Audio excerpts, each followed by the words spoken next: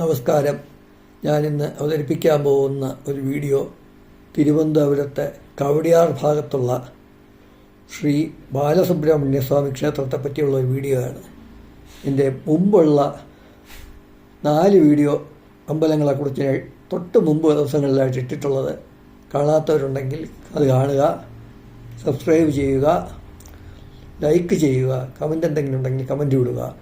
ഈ വീഡിയോയ്ക്കും പുതുതായി കാണുന്നവരാണെങ്കിൽ ഈ പറഞ്ഞ കാര്യങ്ങളെല്ലാം ചെയ്യുക.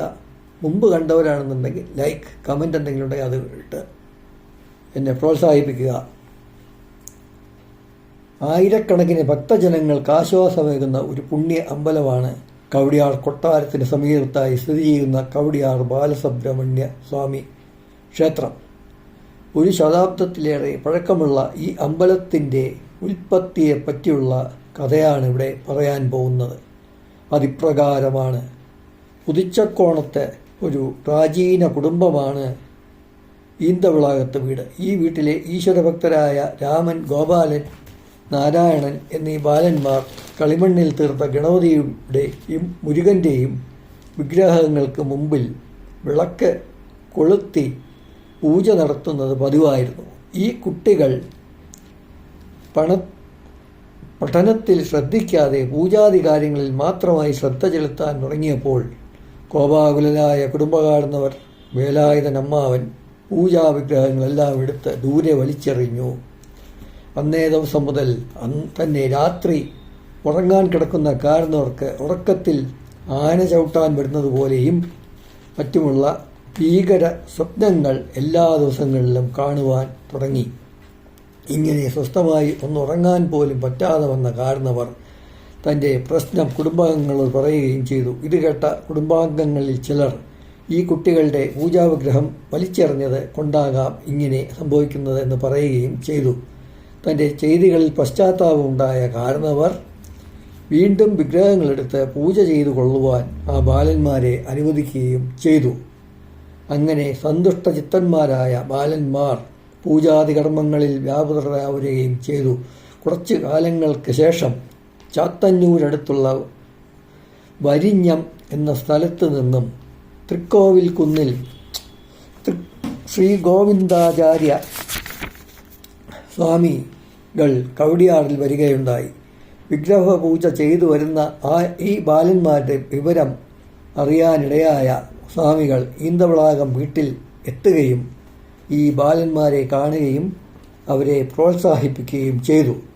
കുടുംബകാരണവരുടെ അപേക്ഷപ്രകാരം സ്വാമികൾ ഇവിടെ ഒരു ക്ഷേത്രം നിർമ്മിക്കുകയും ശ്രീ ബാലസുബ്രഹ്മണ്യ സ്വാമിയുടെ ഒരു വിഗ്രഹം പ്രതിഷ്ഠിച്ച് പൂജാതി കർമ്മങ്ങൾക്ക് നിർദ്ദേശിക്കുകയും ചെയ്തു. സ്വാമികൾ ഭജനമഠത്തിൽ താമസിച്ച് ബാലന്മാരെ പൂജാതി കർമ്മങ്ങൾ യഥാവിധി അഭ്യസിപ്പിക്കുകയും ചെയ്തു. പൂജാതി കർമ്മങ്ങൾ ശരിക്കും അഭ്യസിച്ച ബാലന്മാർ ക്ഷേത്രപൂജകൾ ചിട്ടയോടെ ചെയ്തു വന്നു. പിന്നീട് ഏറെക്കാലങ്ങൾക്ക് ഈ ബാലന്മാർ കാലങ്ങൾക്ക് ശേഷം ഈ ബാലന്മാർ വളർന്നു വലിയവരായ ശേഷവും ഈ പൂജാതി കർമ്മങ്ങൾ നടത്തി വന്നു. ഇവിടത്തെ ഭഗവാന് നല്ല ശക്തിയുണ്ട്. ഇവിടെ എല്ലാ വർഷവും ശിവരാത്രി മഹോത്സവം ആഘോഷിച്ചു വരുന്നു. പിന്നെ കാലക്രമേണ ഈ ഗോപാലൻ എന്ന ബാലൻ ഇവിടത്തെ പ്രധാന ശാന്തിക്കാരനായി വന്ന ശേഷം ഗോപാലൻ ശാന്തി എന്നറിയപ്പെടുകയും ചെയ്തു. 1979 ഈ ഗോപാലൻ ശാന്തിയുടെ നിര്യാണത്തിന് ശേഷം ക്ഷേത്രവും ചുറ്റുമുള്ള സ്ഥലവും നാട്ടുകാർ ഉൾപ്പെടുന്ന ക്ഷേത്രകാര്യ സമിതിക്ക് കൈമാറ്റം ചെയ്തു. പിന്നീട് 2007 ബാലസുബ്രഹ്മണ്യ സ്വാമി ക്ഷേത്രം ട്രസ്റ്റ് എന്ന പേരിൽ രജിസ്റ്റർ ചെയ്യുകയും ചെയ്തു. ഇവിടെ മറ്റ് ക്ഷേത്രങ്ങളിൽ ഒന്നുമില്ലാത്ത ഒരു പ്രത്യേകതരം പൂജയുണ്ട്. അത് ഇവിടത്തെ ഉപപ്രതിഷ്ഠയായ യോഗീശ്വരനുമായി ബന്ധപ്പെട്ടിരിക്കുന്നു. ഈ യോഗീശ്വരന് ഭക്തജനങ്ങൾ ബീഡി സമർപ്പിക്കുന്ന ഒരു രീതിയുണ്ട്. ഇവിടെ വർഷത്തിൽ 3 ഉത്സവങ്ങൾ ആണ് നടക്കുന്നത്. തൈപ്പൂയം, സ്കന്ദഷഷ്ഠി, ശിവരാത്രി എന്നിവയാണവ. പിന്നെ വേറെ കുറച്ച് കാര്യങ്ങളും കൂടെ ഇതിൽ പറയാനുണ്ട്. ഈ സുബ്രഹ്മണ്യസ്വാമിയുടെ വിശേഷങ്ങളെക്കുറിച്ച് പറയുകയാണെങ്കിൽ ഞാനറിഞ്ഞ ചില കാര്യങ്ങളാണ് പറയാൻ പോകുന്നത്. നമ്മുടെ വീട്ടിലേക്കോ വീട്ടുപരിസരത്തേക്കോ മയിൽ വരികയാണെങ്കിൽ അത് സുബ്രഹ്മണ്യസ്വാമി നമ്മുടെ അടുത്ത് വന്നിട്ടുണ്ടെന്നുള്ള ഒരു സൂചനയാണ്.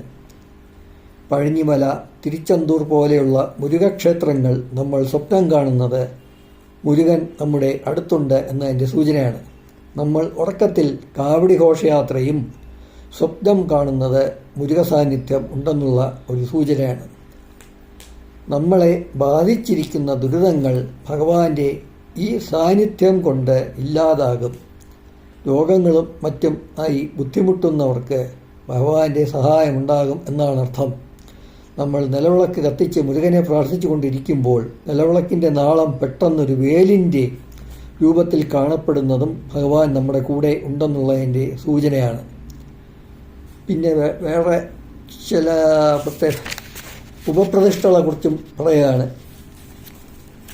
പ്രധാന പ്രതിഷ്ഠ മുരുകൻ ആണെങ്കിലും ഗണപതിക്കും അവിടെ തുല്യമായ പ്രാധാന്യം പോലെ തന്നെ കൊടുക്കുന്നുണ്ട്.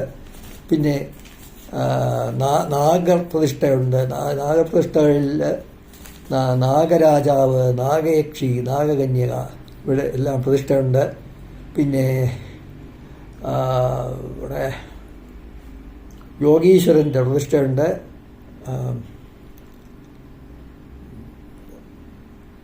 യക്ഷിയമ്മയുടെ പ്രതിഷ്ഠയുണ്ട്. ശിവൻ്റെ പ്രതിഷ്ഠ ഉണ്ട്. ശിവൻ്റെ ഈ